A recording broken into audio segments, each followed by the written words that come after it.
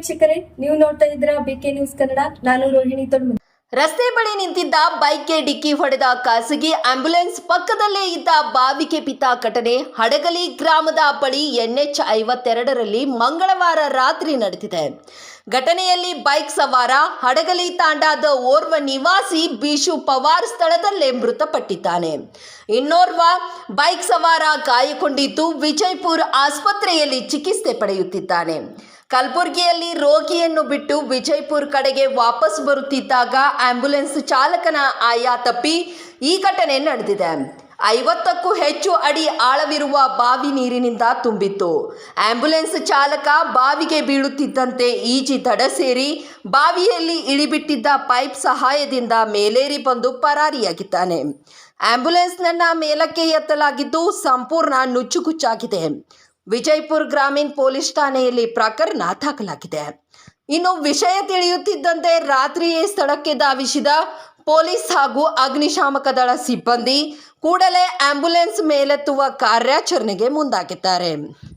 ಜಿಲ್ಲಾ ಅಗ್ನಿಶಾಮಕ ದಳ ಅಧಿಕಾರಿ ಶಶಿಧರ್ ರವರ ನೇತೃತ್ವದಲ್ಲಿ ಕ್ರೇನ್ ಹಾಗೂ JCB ಮೂಲಕ ರಾತ್ರಿ 3 ಗಂಟೆಯವರೆಗೆ ಅಂದಾಜು 5 ಗಂಟೆಗಳ ಕಾಲ ಕಾರ್ಯಾಚರಣೆ ನಡೆಸಿ ಆಂಬ್ಯುಲೆನ್ಸ್ ಹೊರತೆಗೆಯಲಾಗಿದೆ.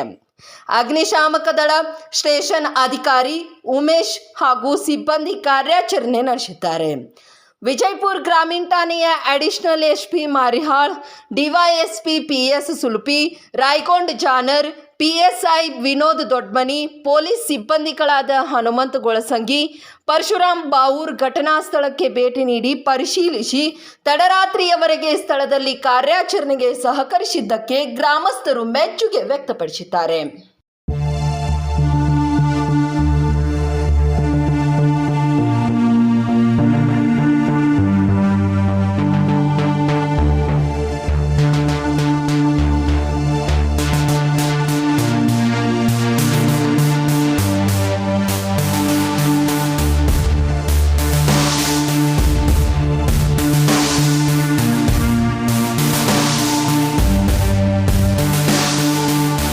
ನಮಸ್ಕಾರ ವೀಕ್ಷಕರೇ, ನೀವು ನೋಡ್ತಾ ಇದ್ದೀರಾ BK ನ್ಯೂಸ್. ನಾನು ಪ್ರಭು ಕುಮಟಿ.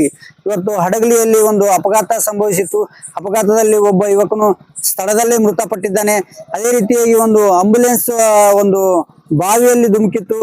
ಅದೇ ರೀತಿಯಲ್ಲಿ ಆಂಬ್ಯುಲೆನ್ಸ್ ಬಾವಿಯಲ್ಲಿ ಧುಮುಕಿದ ತಕ್ಷಣವೇ ಒಂದು ಅಗ್ನಿಶಾಮಕದವರು ಸಿಬ್ಬಂದಿ ಕೂಡ ಆಗಮಿಸಿದ್ರು.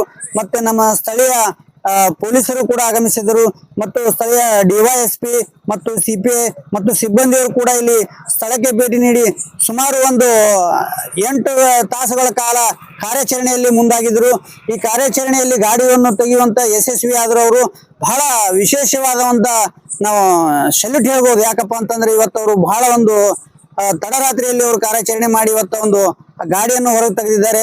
ಯಾಕಪ್ಪ ಅಂತಂದ್ರೆ ಗಾಡಿಯಲ್ಲಿ ಯಾರಾದ್ರೂ ಇದಾರ ಅನ್ನೋದು ಒಂದು ಅನುಮಾನವಾಗಿ ಒಂದು ಗಾಡಿಯನ್ನು ಹೊರಗೆ ತೆಗೆಯುವಂತ ಕಾರ್ಯಾಚರಣೆ ಮಾಡಿದ್ದಾರೆ. ಸುಮಾರು 9 ಗಂಟೆಗೆ ನಮ್ಮ ಫೈರ್ ಸ್ಟೇಷನ್ಗೆ ಒಂದು ಕಾಲ್ ಬಂದಿತ್ತು. ಹಿಂಗ ಹಡಗಲಿ ಊರ ಹತ್ರ ಒಂದು ಆಂಬ್ಯುಲೆನ್ಸ್ ಓಪನ್ ಬಾವಿಯಲ್ಲಿ ಬಿದ್ದಿದೆ ಅಂತ ಹೇಳ್ಬಿಟ್ಟು ತಕ್ಷಣಕ್ಕೆ ನಾವು ನಮ್ಮ ಅಗ್ನಿಶಾಮಕ ವಾಹನದಲ್ಲಿ ಬಂದು ನಮ್ಮಲ್ಲಿರುವಂಥ ಉಪಕರಣಗಳು ಯೂಸ್ ಮಾಡ್ಕೊಂಡ್ಬಿಟ್ಟು ಕಾರ್ಯಾಚರಣೆಯನ್ನು ಪ್ರಾರಂಭ ಮಾಡಿದ್ವಿ.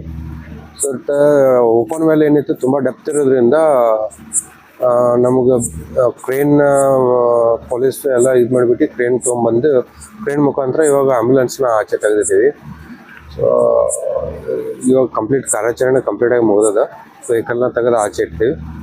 ಈ ಇನ್ಸಿಡೆಂಟಲ್ಲಿ ಒಂದು ಬೈಕಿಗೆ ಆಕ್ಸಿಡೆಂಟ್ ಆಗಿಬಿಟ್ಟು ಒಂದು ಸಾವಾಗಿತ್ತು ಅಂತ ಕೇಳ್ಪಟ್ಟಿದ್ದೀವಿ. ಬಟ್ ಮಿಕ್ಕಿದೆಲ್ಲ ಪೊಲೀಸ್ ಮಾಹಿತಿನ ಆಮೇಲೆ ತಗೊಂಡ್ಬಿಟ್ಟು ನಾವು ಕಂಪ್ಲೀಟಾಗಿ ಇನ್ಫಾರ್ಮೇಷನ್ನ ಕೊಡ್ತೇವೆ.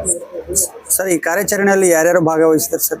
ನಮ್ಮ ಇಲಾಖೆಯಿಂದ ಜಿಲ್ಲಾ ಅಗ್ನಿಶಾಮಕ ಅಧಿಕಾರಿ ಅಂತ ನಾನು ಶಶಿಧರ್, ನಮ್ಮ ಫೈರ್ ಸ್ಟೇಷನ್ ಆಫೀಸರು ಉಮೇಶ್ ಅಂತೇಳಿ, ಆಮೇಲೆ ನಮ್ಮ ಕಂಪ್ಲೀಟ್ ಒಂದು ಟೀಮ್ ಬಂದುಬಿಟ್ಟು ಅರೌಂಡ್ 8 ಜನ ಇದ್ದಾರೆ.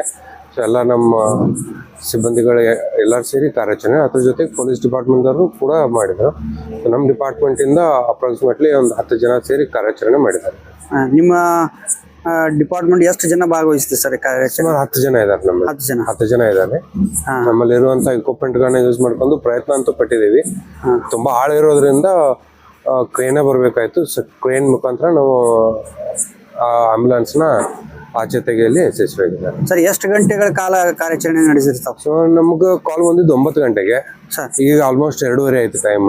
ಹಾಂ ಸರ್. ಸೊ ಸುಮಾರು 4-4.5 ತಾಸು ಕಾರ್ಯಾಚರಣೆ ಆಗ್ಯದ. ತಮ್ಮ ಹೆಸರು ಸರ್?